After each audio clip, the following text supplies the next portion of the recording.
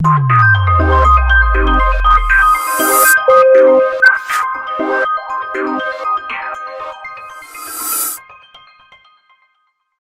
हम बात करेंगे वस्तुओं के पारदर्शिता के गुण के बारे में, यानी किसी एक वस्तु की ऐसी गुण होगा यहाँ पर जिसमें हम या तो उसके आर पार हम साफ देख पाएंगे या तो नहीं देख पाएंगे।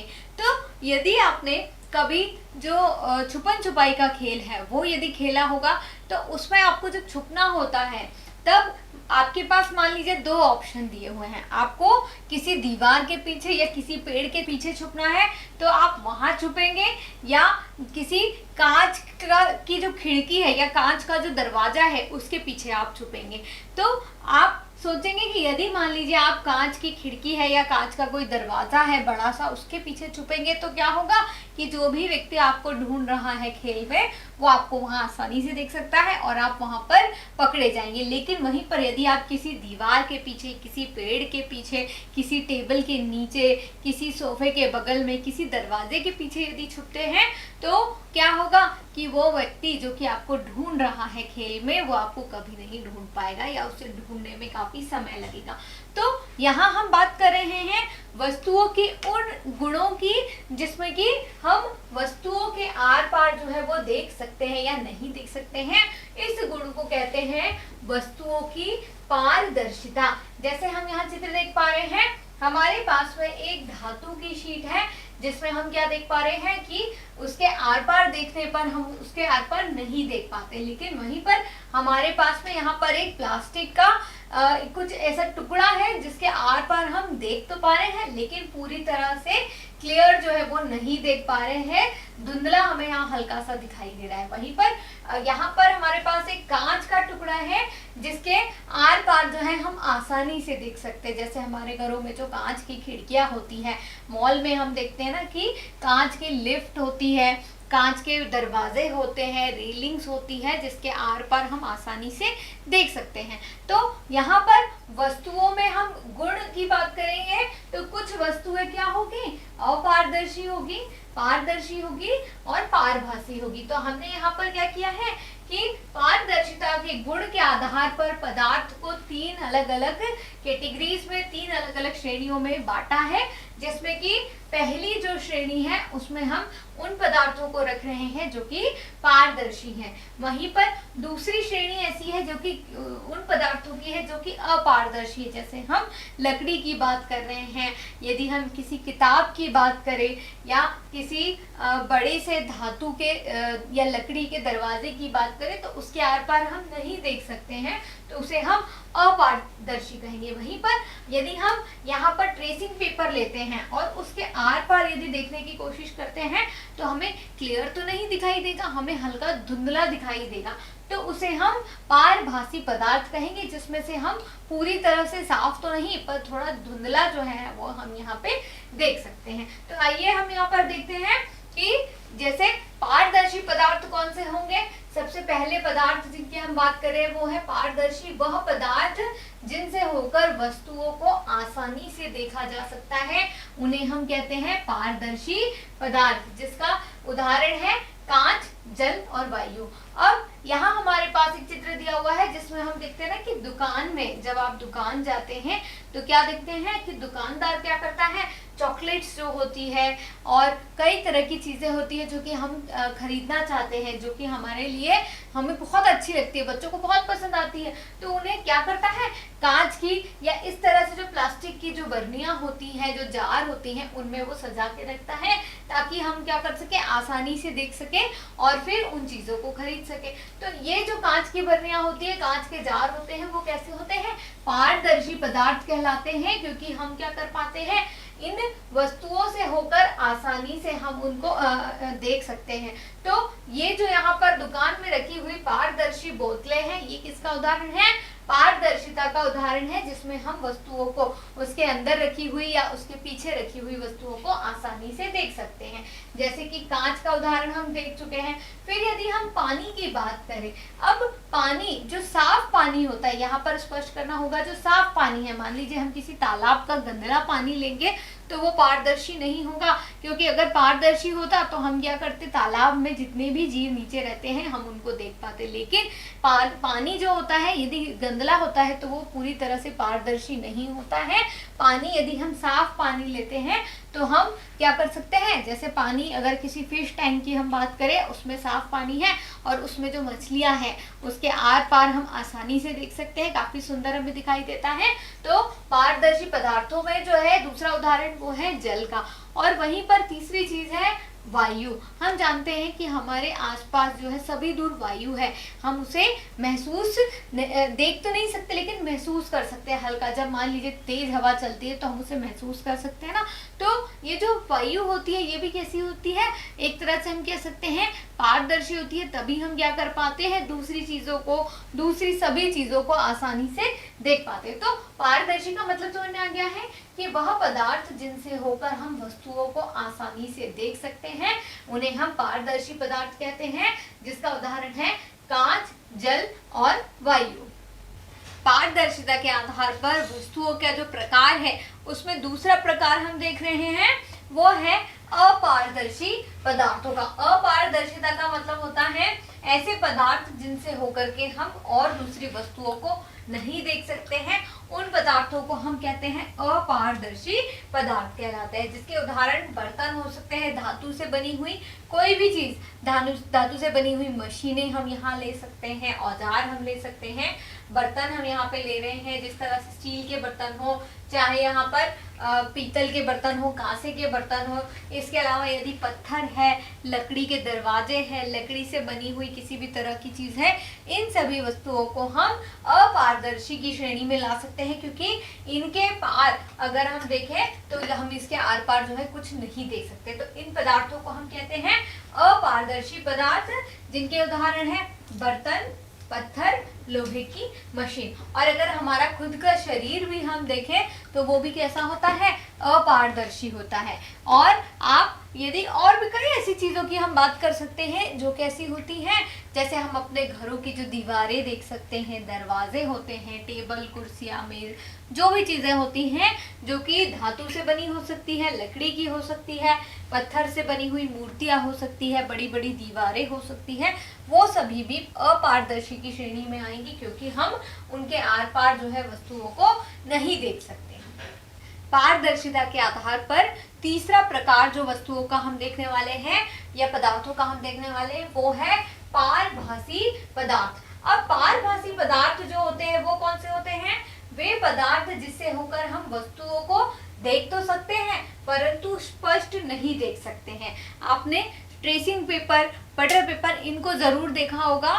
तो जब हम आर पार उसके देखने की कोशिश करते हैं तो हम क्या कर पाते हैं, पूरी तरह से तो स्पष्ट नहीं देख पाते, हल्का धुंधला देख पाते हैं। तो ऐसे पदार्थों को हम क्या कहते हैं, पारभासी पदार्थ कहते हैं, जिसका उदाहरण क्या है, ट्रेसिंग पेपर। और इसका यदि हमें क्रियाकलाप करना है तो उसके लिए हम क्या करेंगे, हम एक प्लेन पेपर जो होता है, कागज का टुकड़ा होता है, उस पर कुछ बूंदे तेल की डाल करके उसको पूरा फैला लेंगे और फिर जब उस पर हम टॉर्च लगा करके रोशनी जब उस पर डालेंगे तब हम देख पाएंगे कि उसके आर पार जो है पूरा स्पष्ट तो नहीं पर हल्का धुंधला जो है वो हमें यहाँ पर दिखाई देगा। तो ये उदाहरण होगा वस्तुओं के पारभाषिता के गुण का या पारभाषी पदार्थों का। तो पारभाषी पदार्थ वह पदार्थ होते हैं जिनसे होकर हम वस्तुओं को देख तो सकते हैं परंतु स्पष्ट नहीं, हम क्या कर सकते हैं, धुंधला देख सकते हैं। जैसे कि ट्रेसिंग पेपर जो होता है, जब हम उसका प्रयोग करते हैं, मान लीजिए हम उसको किसी चित्र पर रखते हैं तो हम देख पाते हैं कि पूरा क्लियर तो नहीं पर हमें काफी कुछ जो है उसमें साफ दिखाई देता है और हम उसको आराम से ट्रेस कर लेते हैं। तो ये जो उदाहरण है ट्रेसिंग पेपर, ये उदाहरण है पारभासी पदार्थों का। अब अगला जो क्रियाकलाप है उसमें हमारे पास में सबसे जरूरी चीज जो चाहिए होगी, टॉर्च चाहिए होगी। आप अपने फोन के टॉर्च का भी प्रयोग कर सकते हैं या टॉर्च जो होती है नॉर्मली हमारे घरों में उसका भी प्रयोग कर सकते हैं। तो ये टॉर्च वाला प्रयोग करने के लिए हम क्या करेंगे कि इस तरह से टॉर्च जो है उसके ऊपर अपनी हथेली को रखेंगे और फिर यहाँ लाइट चालू करेंगे। तो लाइट चालू करने पे हम क्या देखेंगे कि हमारे जो हथेली है वो पारदर्शी है, अपारदर्शी है या पारभासी है। इस टॉर्च वाले प्रयोग को करने के लिए आपको पूरे कमरे में जो है अंधेरा करना होगा, और यहाँ पर जैसे कि मैंने अपने फ़ोन के टॉर्च का इस्तेमाल किया है, तो आपको भी किसी भी तरह के टॉर्च को लेना होगा, उसका लाइट जो है इस तरह से चालू करना होगा। देख सकते हैं किस तरह से लाइट आ रहा है, और इस तरह से अपनी हथेली जो है इस ऊपर रखना है। तो जब आप इस जलते हुए टॉर्च पर आप अपनी हथेली के सामने इसे लाते हैं, तो हमारी हथेली के आर पार क्या हो रहा है, प्रकाश दिखाई दे रहा है, नहीं दिखाई दे रहा है। तो इस स्थिति में हम क्या कहेंगे कि ये जो हमारी हथेली होगी, ये क्या होगी, प्रकाश को पूरी तरह से रोक रही है, अपने में से गुजरने नहीं दे रही है। तो इस स्थिति में हमारा जो हाथ ये क्या होगा, ये अपारदर्शी होगा। तो इस प्रयोग के माध्यम से जिसमें हमने किसी जलते हुए टॉर्च के ऊपर जब अपना हाथ रखा है, तो हमने क्या देखा है कि हमारा जब हाथ जो हथेली जो है वो टॉर्च के प्रकाश के सामने आता है हथेली, तो क्या होता है, उसके अंदर से प्रकाश पार नहीं कर पाता है, यानी हमारी हथेली क्या होगी, या जो हमारा पूरा की पूरा शरीर है वो अपारदर्शी कहलाएगा। क्या कहलाएगा, अपारदर्शी। लेकिन वहीं पर यदि हम इस टॉर्च को किसी कांच के बरनी में से, किसी कांच के जार में से यदि हम गुजारते हैं, तो प्रकाश आसानी से पार कर लेता। पानी में से भी हम कह सकते हैं, पानी में से प्रकाश पार हो जाता है। तो पानी है और जो कांच है ये पारदर्शी होंगे। लेकिन वहीं पर यदि हम अपने शरीर की बात करें, लोहे से बनी हुई वस्तुओं की बात करें, लकड़ी से बनी हुई वस्तुओं की बात करें, तो वो सभी चीजें जो होगी अपारदर्शी पदार्थों की श्रेणी में आएगी। तो इस तरह से हमने क्या किया कि वस्तुओं के गुणों के आधार पर हमने 5 अलग अलग प्रकार के गुणों के आधार पर क्या किया है, यहाँ पर वस्तुओं के समूह बनाए हैं। और ये गुण जो है उनको एक बार हम दोबारा से पढ़ लेते हैं। और ये गुण कौन कौन से होंगे, जो होगा वस्तुओं की दिखावट कैसी है, वस्तुएं कठोर है या कोमल है, वस्तुएं विलेय है या अविलेय है, वस्तुएं पानी में डूबती है या तैरती है। और वहीं पर वस्तुओं की पारदर्शिता के आधार पर वस्तुएं या तो पारदर्शी हो सकती है या अपारदर्शी हो सकती है, या फिर वो पारभासी हो सकती है। तो इस तरह से हमने इस अध्याय में पदार्थों के गुणों के आधार पर उनके वर्गीकरण को अलग अलग बिंदुओं के आधार पर, अलग अलग गुणों के आधार पर समझने की कोशिश की है। और फिर हमने कोशिश की है कि जो वस्तुएं हैं उनके समूह हम यहाँ पर किस तरह से बना सकते हैं। इस अध्याय में हमने कुछ शब्द पढ़े थे जो हो सकता है आपके लिए नए हो। तो चलिए हम एक एक करके उन शब्दों को दोबारा पढ़ेंगे और समझने की कोशिश करेंगे। तो पहला जो शब्द है वो शब्द है यहाँ पर कठोर। तो कठोरता से क्या मतलब होता है कि परिभाषा हमने लिखी थी, कठोरता एक गुण होता है किसी भी वस्तु का, जिसमें हम देखें तो वस्तुएं कठोर होती हैं। ऐसी वस्तुएं कठोर हम जिन्हें कह सकते हैं जो कि आसानी से, जिन्हें संपीड़ित नहीं किया जा सकता है, दबाया नहीं जा सकता है। जैसे हम धातु से बनी हुई कोई भी चीज ले सकते हैं यहाँ पर कि, और पत्थर ले सकते हैं, कोई भी ऐसी वस्तु जिन्हें कि हम आसानी से संपीड़ित नहीं कर सकते हैं, उन्हें हम कठोर वस्तुएं कहेंगे। और इसके ठीक विपरीत हमने पढ़ा था कोमल वस्तुएं, ऐसी वस्तुएं जिन्हें हम आसानी से संपीड़ित कर सकते, खरोच सकते हैं, जैसे रुई है, स्पंज है, वो इसका जस्ट उल्टा हम कह सकते हैं कोमल। फिर अविलेय क्या होता है, अविलेय होता है वह गुण हम कह सकते हैं जो कि उन पदार्थों में होता है जो कि द्रव में, जिन्हें घोलने पर, जिन्हें मिक्स करने पर, विलोड़ित करने पर वो पूरी तरह से विलुप्त नहीं होते, तो उस गुण को हम कहेंगे अविलेयता, और उन पदार्थों को हम कहेंगे अविलेय पदार्थ। फिर है द्युतिमय। द्युतिमय का मतलब होता है चमकीला। चमकीला एक आसान शब्द है, और हम कह सकते हैं कि जब हम कुछ धातुओं को देखते हैं उनमें क्या होती है, अपनी एक चमक होती है। तो उन धातुओं को हम कहते हैं कि वो धातु कैसी है, द्युतिमय है या फिर चमकीली है। फिर पदार्थ। पदार्थ की क्या परिभाषा हम कह सकते हैं, पदार्थ का मतलब होता है वह चीज जो कि एक जगह घेर रही है या जिसका एक अस्तित्व होता है। फिर धातु। धातु का मतलब क्या होता है, धातु यानी मेटल्स जो होती है, जो कि कई तरह की होती है, जैसे लोहा होता है, सोना, चांदी, पीतल, कांसा, कई तरह की जो धातुएं होती हैं जिनका प्रयोग कई तरह की चीजों को बनाने में किया जाता है।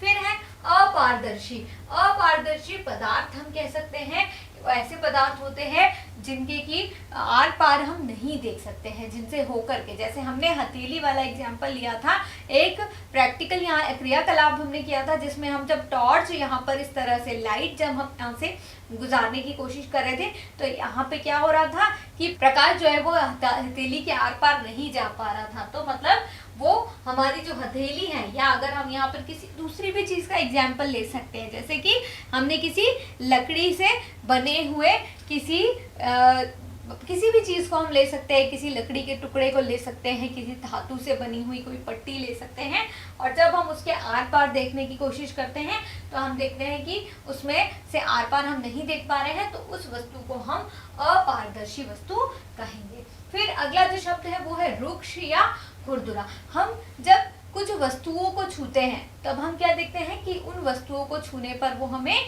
कैसी प्रतीत होती है, खुरदुरी प्रतीत होती है। जैसे जो सैंड पेपर होता है उसे हम जब छूते हैं तो हम उसको छूने पे देखते हैं कि वो कुछ खुरदुरा सा हमें महसूस हो रहा है, तो वो होता है, उसका मतलब है रुक्ष होना। फिर विलेय पदार्थ हम कह सकते हैं, या विलेयता एक गुण होता है जिसमें कि द्रव में घुलने पर कोई भी पदार्थ जो है पूरी तरह से लुप्त हो जाता है, तो उसको हम जो है विलेयता कहेंगे और उस पदार्थ को हम विलेय पदार्थ कहेंगे। फिर है पारभासी पारदर्शी। पारभासी वह पदार्थ जिससे होकर के क्या हो रहा है, प्रकाश, या हम कह सकते हैं जिसके आर पार हम पूरी तरह से साफ नहीं देख पाते हैं। हम देख तो पाते हैं लेकिन पूरी तरह से स्पष्ट नहीं, तो वो पदार्थ होते हैं पारभासी पदार्थ, और वह गुण जो होता है वो पारभाषिता कहलाता है। और पारदर्शी यानी कि जिसके आर पार हम आसानी से देख सकते हैं। जैसे हम अगर कांच का एग्जांपल ले, कांच की खिड़कियां होती है, दरवाजे होते हैं, उनमें हम देख पाते हैं ना कि जो यहाँ पर है व्यक्ति खड़ा, वो उस कांच के आर पार जो दूसरी ओर व्यक्ति खड़ा है उसको आसानी से देख सकता है। तो वह गुण जो होगा वो पारदर्शिता कहलाएगा, और उस गुण को या उस कांच के उस गुण को हम कहेंगे, या उस कांच को हम पारदर्शी पदार्थ कहेंगे।